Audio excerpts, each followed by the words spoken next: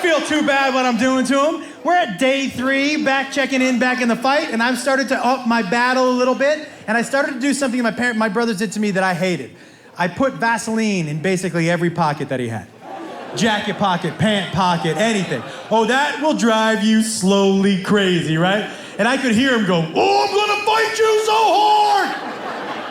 And then it was funny, because my wife calls me into the bedroom. And she goes, you come in here? I go, sure.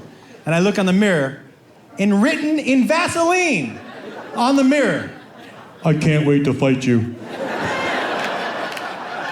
And she goes, you happy with yourself? And I go, yeah, actually, I'm pretty happy.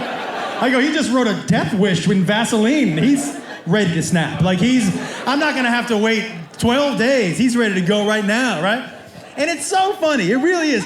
The funniest thing about kids is they don't think that we experienced what they experienced. Like, we were teenagers. We did what you did. Like, they think, like, you wouldn't understand. Oh, no? Like, he thinks he's the only person that ever broke something in a house and just pretended like it ever happened.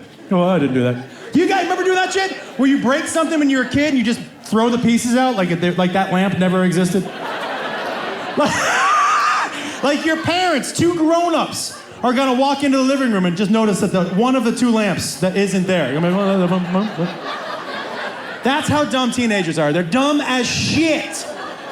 I dropped a keg on a hardwood floor in my house growing up when my parents were out of town. We had a party. It was in the dining room. I just slid the dining room table and rug over 9 inches. Like, they'll never notice.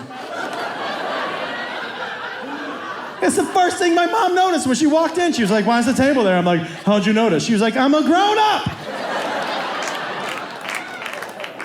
Now, we all know pitfalls of being a teenager, right?